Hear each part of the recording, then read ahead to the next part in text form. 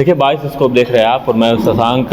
हमारे साथ हजारीबाग के पूर्व सांसद भुवनेश्वर मेहता मौजूद हैं। अभी जो देश की और हमारे पड़ोसी राज्य बिहार तथा हमारे राज्य झारखंड की राजनीतिक हालातों पर हम इनसे बात करेंगे, क्या कुछ हो रहा है, कैसे ये इन सब चीज़ों को देखते हैं, इन सभी चीज़ों पे इनसे बात करेंगे। सबसे पहले तो न्यूज़ 22 स्कोप में आपका स्वागत है। Thank you. झारखंड में जो अभी राजनीतिक हालात बने हैं, जो हलचल अभी उत्पन्न हुई है, इस पर आपकी क्या प्रतिक्रिया है, क्या कुछ बताना चाहिए? देखिए, झारखंड में जिस तरह से हेमंत सोरेन के साथ ईडी का व्यवहार किया गया इधर 2-3 रोज में लगातार,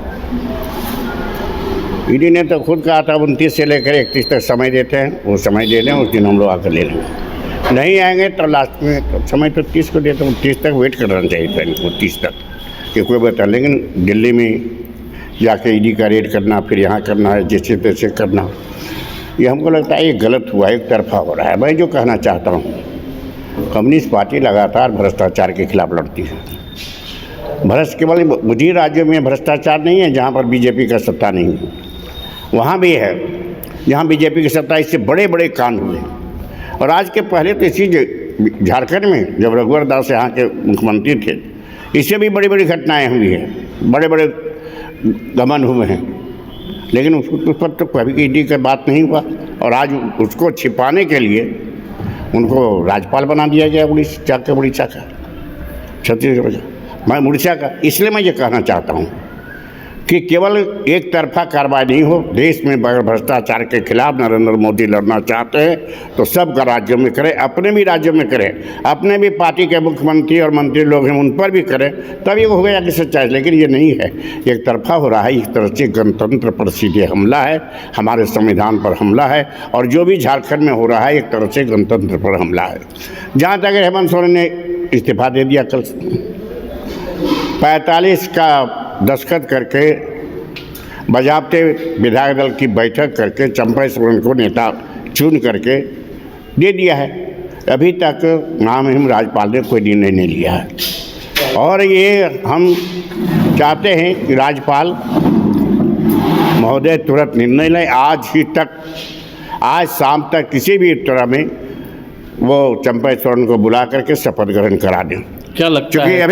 अभी चूंकि ये सरकार विहीन है, झारखंड कोई सरकार नहीं है, और यह उत्तरदायित्व अब राज्यपाल पर है कि राज्यपाल कैसे इस जो अभी इस तरह की वातावरण तैयार हो कैसे ख़त्म करें।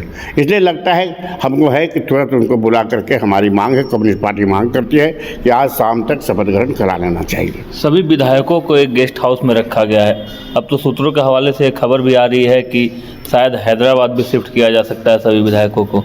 तो क्या लगता है, ऐसे में खरीद फरोख्त की राजनीति होने की उम्मीद है? खरीद फरोख्त की राजनीति तो बिहार में क्या हुआ?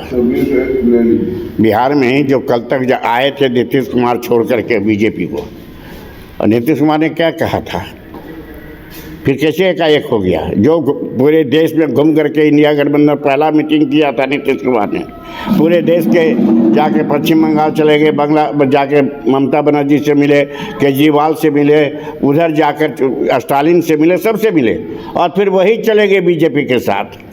अब तो इसी से अंदाज कर सकते हैं कि राजनीति कहाँ हो रहा है, राजनीति में कितने। जहाँ तक है कि हम नीतीश कुमार ने आरोप लगाया है कि जो इंडिया गठबंधन नाम रखा गया था उनसे पूछ कर नहीं रखा गया था, बहुत कुछ उनसे बिना पूछे। गलत, बिल्कुल गलत है। उनको पहले लगता था नहीं, तो बाद में तो उनको संयोजक भी बना रहा था, संयोजक बनने से इनकार कर दिया, क्योंकि ये भीतर इनका सब बातचीत चल रहा था बहुत दिन से। ये केवल तमाशा किया। शुरुआती दौर में जो ही इन्होंने इंडिया गठबंधन के लिए उसी समय से लग गया था कि भारतीय जनता पार्टी के नेता, चाहे अमित शाह हो, प्रधानमंत्री हों, उनके लोग लग गए थे कि किसी न किसी रूप में इसको तोड़ो ताकि इंडिया गठबंधन का जो स्वरूप बना है वो खत्म हो जाए। लेकिन मैं कहना चाहता हूँ कि इंडिया गठबंधन का स्वरूप खत्म नहीं होगा। अगर बिहार में केवल नीतीश कुमार और बीजेपी, नीतीश कुमार के जाने के बाद भी जो पार्टी है वहाँ पर कांग्रेस है, लेफ्ट है, राजद है, सब मिल के चुनाव लड़ेंगे, और स्थिति अगले लोकसभा से अच्छी स्थिति इस बार होगी। और उनको अगले लोकसभा से जितना मिला था उनका आधा भी सीट नहीं मिलने वाला है बिहार में। अब आने वाले चुनाव देख लेगा कैसे मिल रहा है। जहाँ तक झारखंड की बात है, तो झारखंड में की जनता हेमंत सोरेन अभी सरकार के साथ हैं। आज अगर वो सचमुच में हमको चले ठीक है किया है, झारखंड मुक्ति मोर्चा ने बयान दिया कि बंद का हम आह्वान नहीं करने, देखा कि आज बंद हो जाता। एकाएक बिना बंद कराने की जरूरत नहीं पड़ता। झारखंड की जनता इस सरकार के साथ है, हेमंत सोरेन के साथ है, और हम समझते हैं कि इसकी जिस तरह से करें केवल ये हेमंत आपका रघुवर दास के समय में 3000 करोड़ रुपया का केवल एक है पकड़ी बर्बादी प्रोजेक्ट NTPC का, वहाँ गैरमजरूआ ज़मीन का भुगतान हुआ है। वहीं था लिखने वाला, मेरे लिखने SIT का गठन हुआ देवाशीष गुप्ता के पेपर में, उन्होंने 3000 करोड़ की बात को बताया। तो क्यों नहीं सरकार क्यों नहीं बात किया रघुवर दास पर, क्यों नहीं किया? उसमें तो यही मंत्री थे, यही मुख्यमंत्री थे, यही अमित शाह होम मिनिस्टर थे, क्यों नहीं इस पर कार्रवाई किया?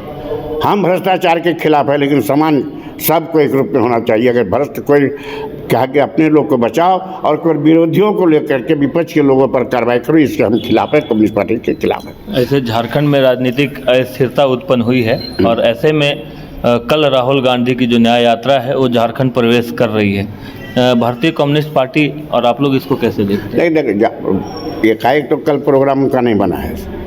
राहुल जी का प्रोग्राम पहले से बना हुआ है।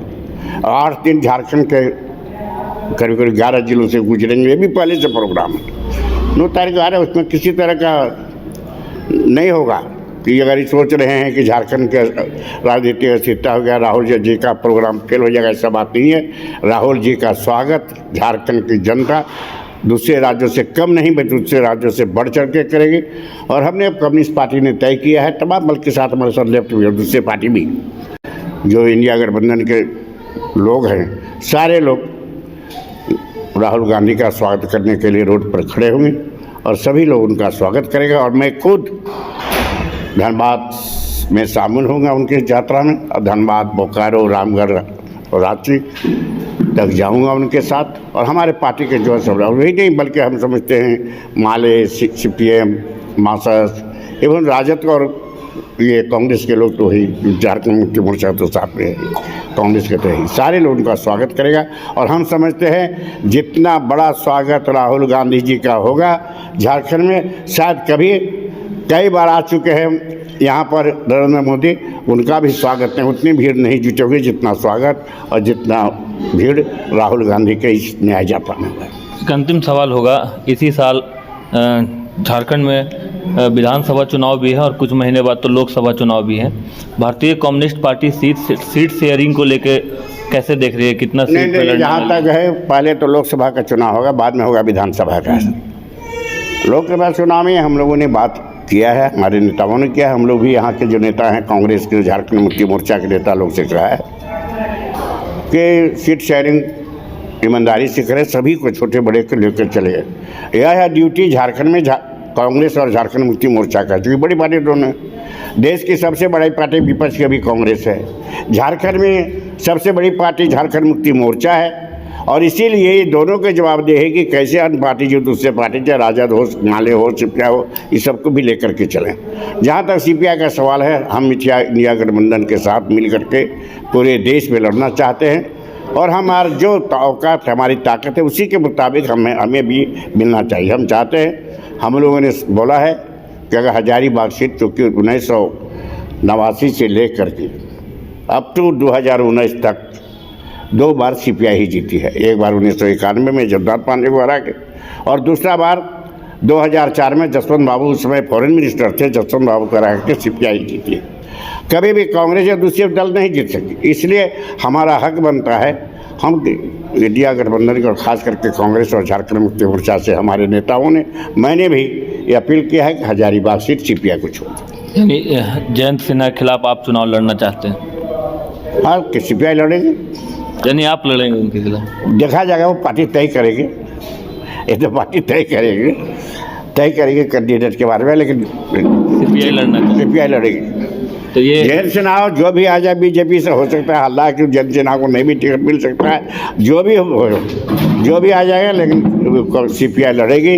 और जो भी लड़ेगा उससे इस बार CPI जैसे 2004 में यहाँ पर हजारीबाग लोकसभा में लाल परचम फहराया था, इस बार फिर 2024 में गठबंधन या गठबंधन के उम्मीदवार छोड़ देती है पार्टी यहाँ पर सीपीआई को, तो सीपीआई का उसी तरह से लाल परचम फहराएगा उसी तरह से।